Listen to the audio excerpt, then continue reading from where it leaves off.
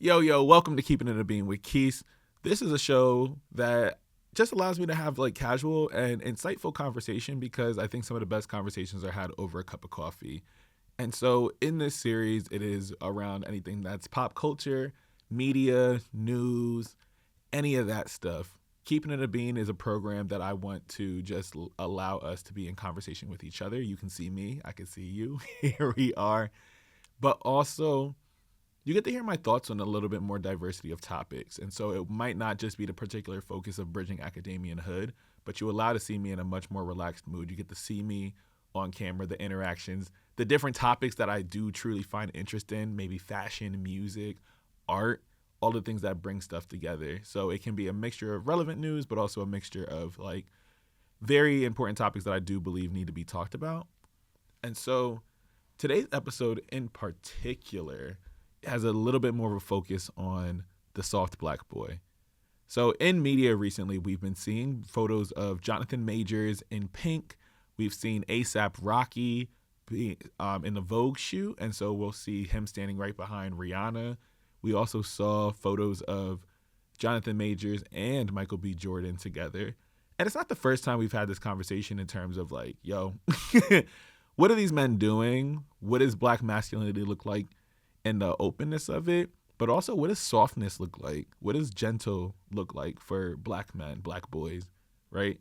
And these are the spaces that I thought have been particularly interesting because of the conversations that have been going around, whether it's social media, in the barbershop, wherever. There is this idea of the emasculation of the black man. And I understand that this idea comes from slavery, of making sure we make sure the black man is lesser than everybody else, makes him feel lesser than a white man, as a tool to invoke fear, but also to break the mind, right? When people were enslaved. And so I do think that there is a little bit of like a severe overcorrection trying to go back to like, all right, we need the tenets of man and masculinity and all of these things. But I do believe that it is a little bit of a detriment to us right now, especially if we're looking for more of a white person's view or white supremacy's idea of what a man should look like and what masculinity should look like. And so I'm not going to get all into that just yet. I'm actually going to take it a step back real quick for us to really get into this topic. I want us to just, I want to take it inward for me, right? This topic is important to me because I do believe I was one of those soft black boys growing up. I was quiet. I had my glasses, so I was, a little nerdy. I played my cello. I was into art. I was into theater. I was into music.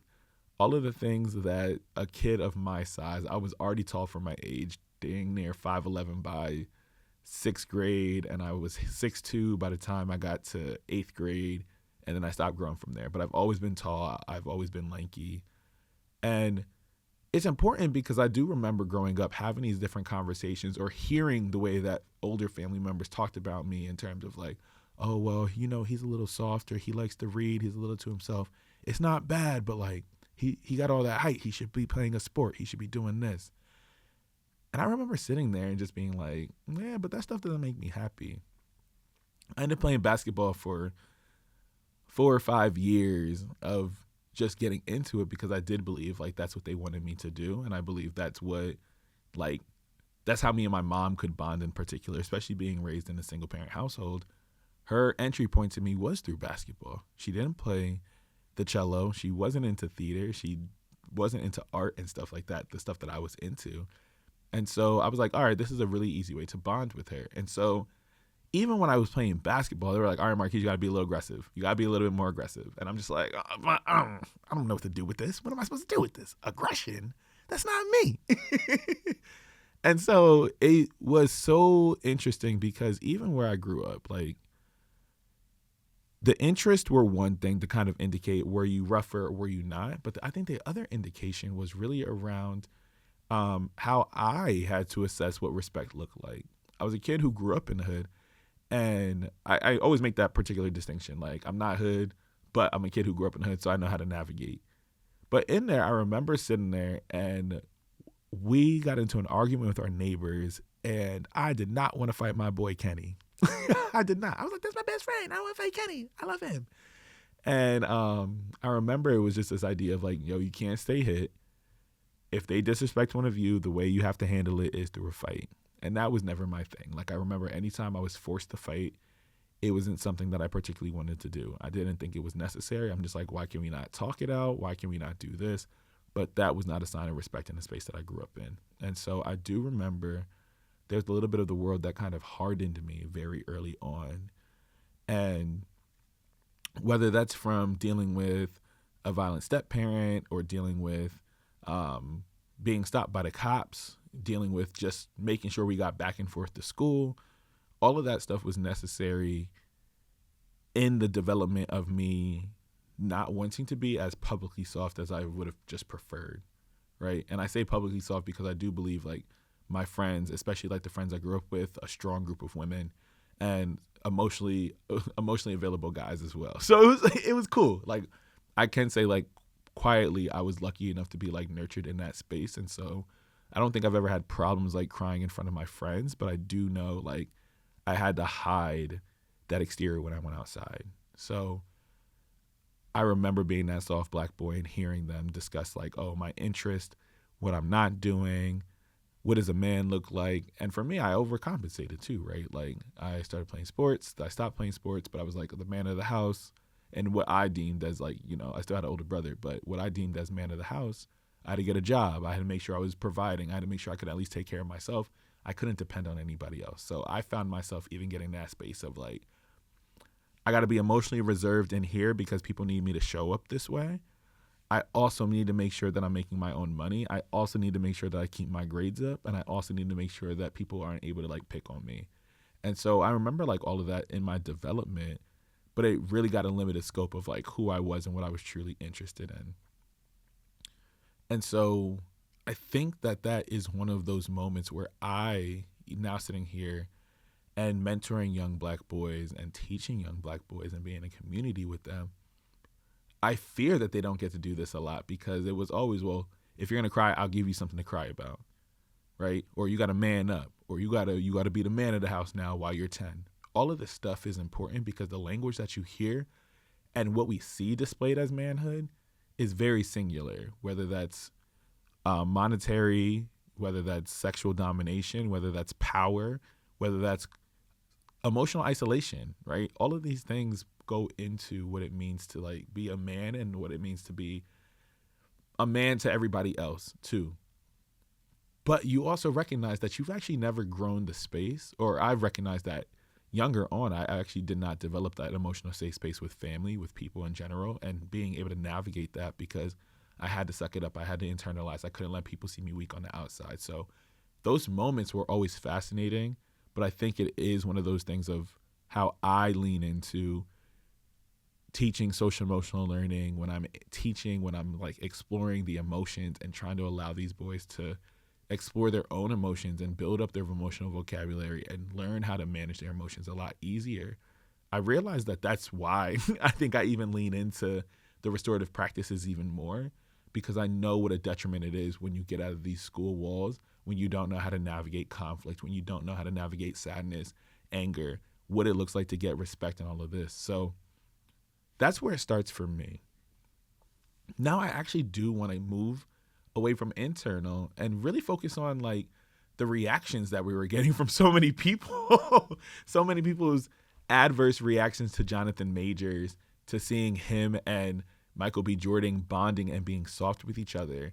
And it's just the idea of imagery that steps out for everybody too, right? And so when I'm even looking at Jonathan Majors and comparing him to somebody like M'Baku, right, from Black Panther. So both of these characters essentially represent the masculine ideal. Like, and I'm talking more so like the black masculine ideal. They're darker skinned, they're larger, they're strong, they're physically fit. Like, the appearance of how they are quite literally is like what we believe is like the perfect man. Like, this is what they should look like. Not too soft, not too pretty, not too light. Like, they go into it, right? And so I'm thinking around, like, all of these details, and everybody's idea around, like, what the ideal masculine looks like. But then you also think about the tenets of the masculine ideal too. It is your social isolation. So you're working in your own silos.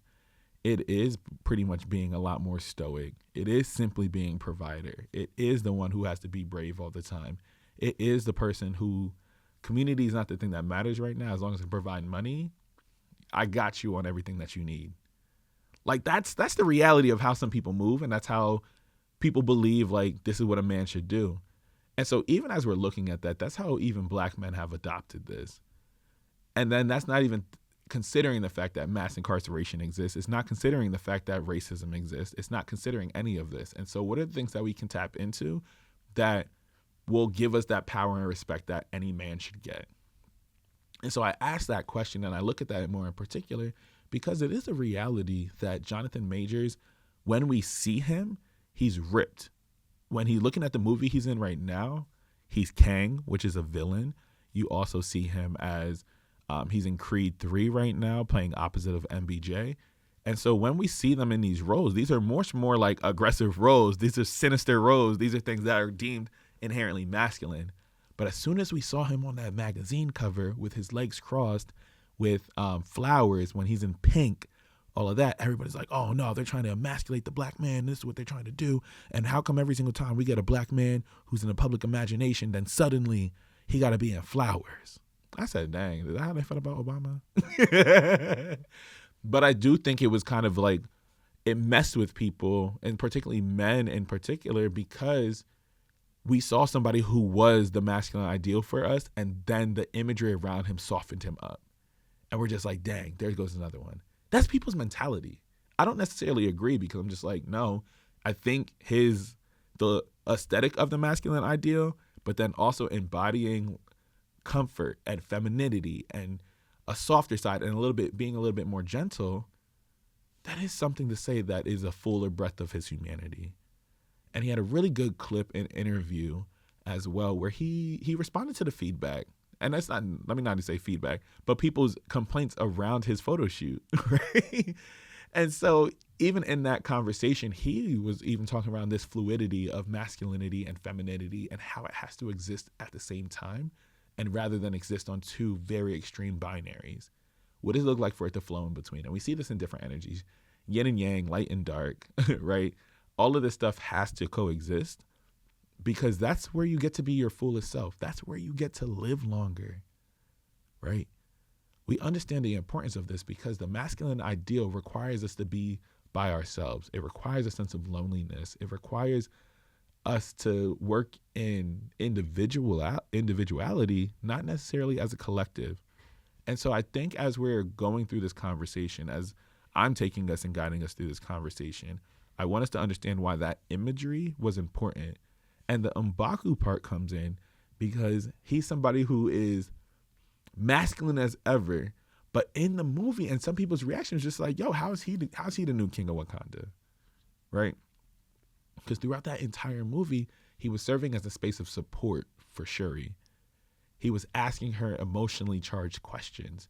Are you ready for this? Do you think this is the right thing? How would you go about this? What are you feeling right now? All of that stuff is important because, once again, as strong as he is, I don't know if a lot of people were recognizing like there is something to say in a gentle leadership.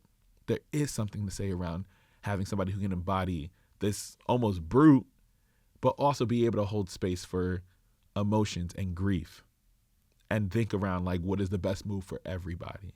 To me, that's what leadership is. And so it was even interesting seeing how people were just like, well, no, he's too soft to be a leader. Well, what do you want him to look like, Killmonger? What was the difference in that, right? And so I'm fascinated by this part of the conversation because imagery matters. The second part of where the soft black boy and how people are not able to take us serious or give us a certain level of respect can even be shown throughout the memification of black men tears and feelings, right? I think about that meme that goes around of Michael Jordan crying. I think about the meme that goes around with Will Smith crying. Even the video of Michael B. Jordan calling his original bully, right? Everybody called him corny for that. For simply calling her out and saying, yo, but you were my bully in high school. And so even when a black man talks about the pain he went through, or even if we see a black man show a sign of weakness, it does turn into one of those like, oh, well, he's corny. Why he crying? Why he look like that? Let's make a joke. Let's circulate this. Let me utilize this as every moment to just like reinforce that we don't take us serious. This is coming from men and women and everybody in between.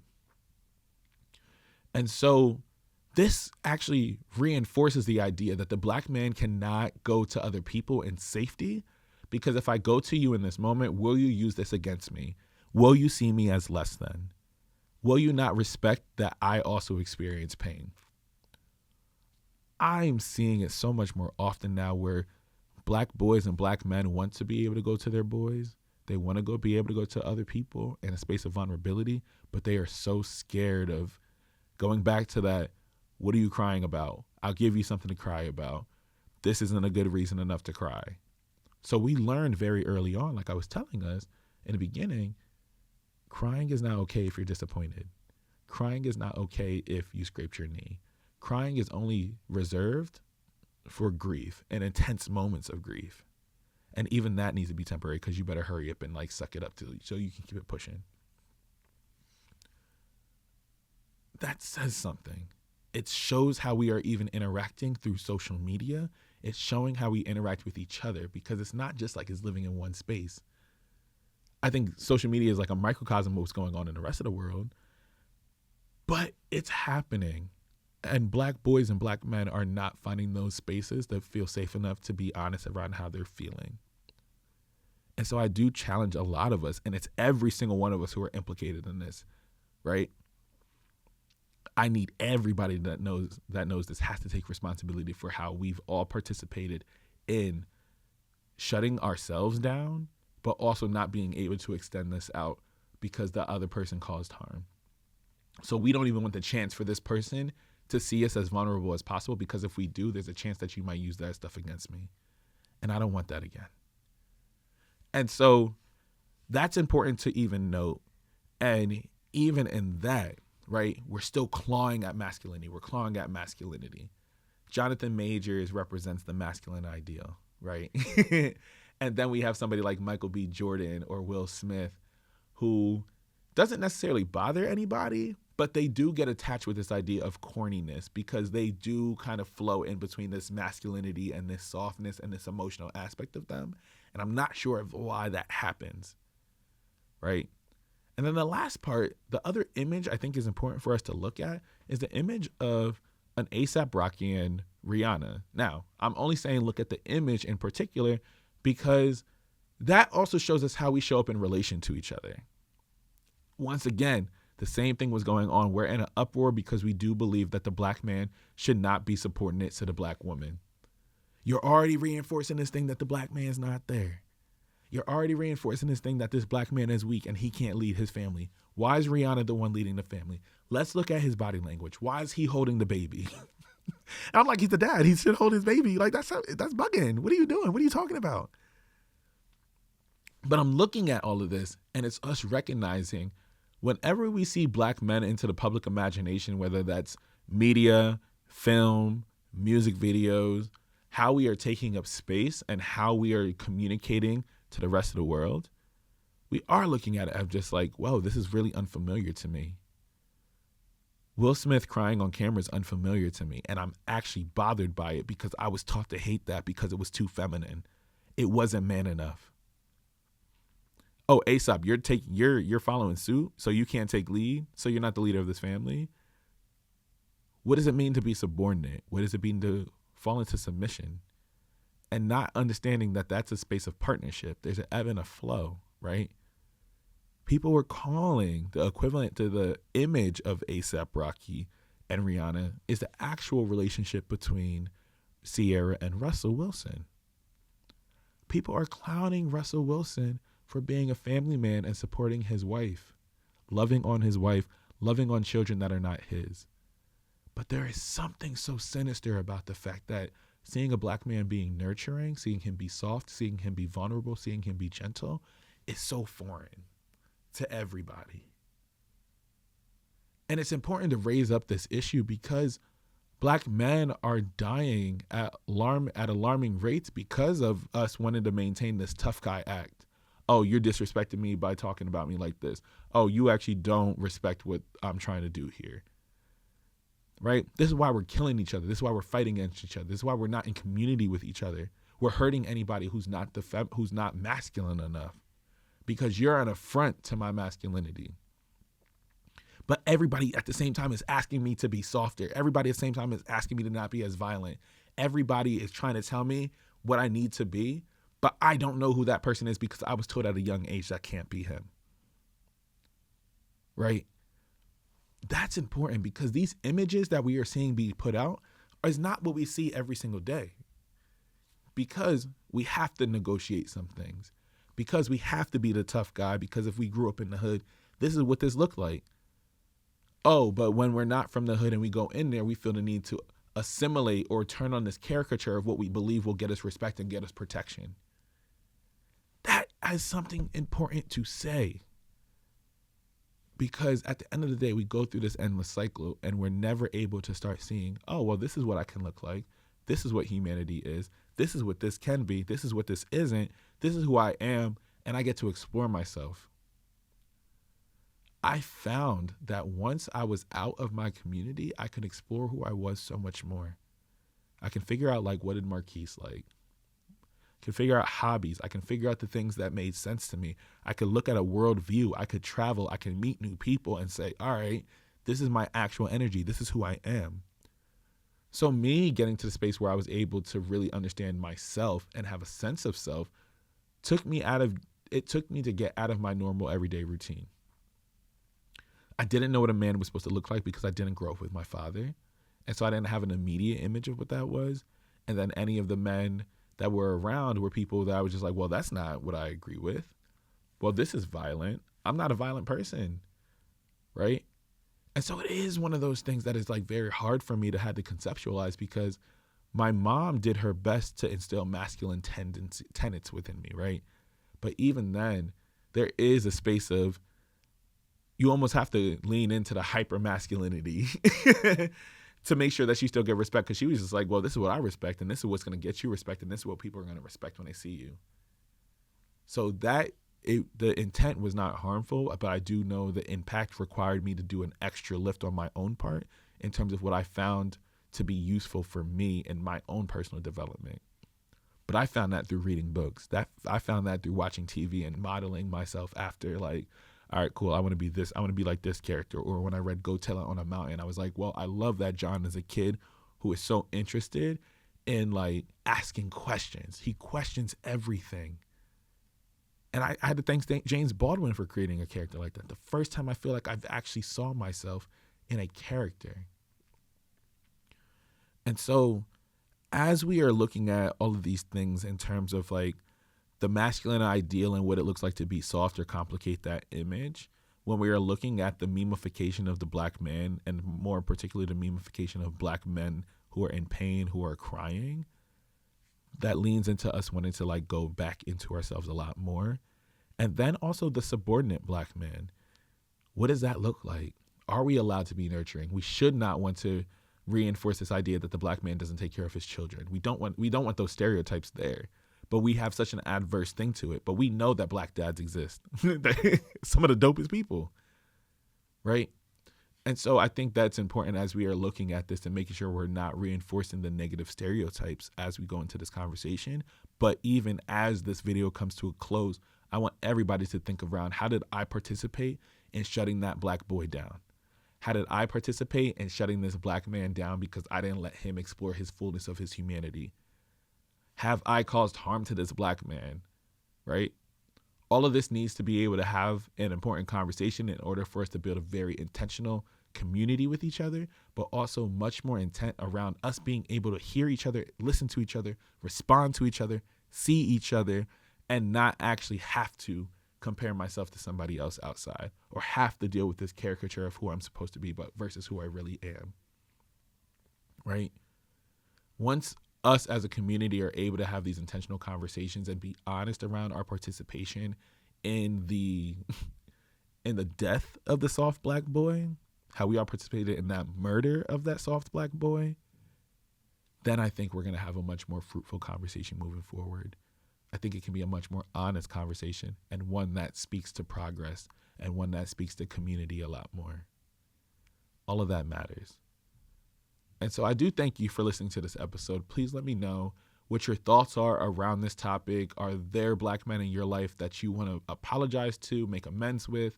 But also remember, Black men, we also have to make sure that we are willing to change, and we have that opportunity for us to want to be better, because all of that is important. You matter.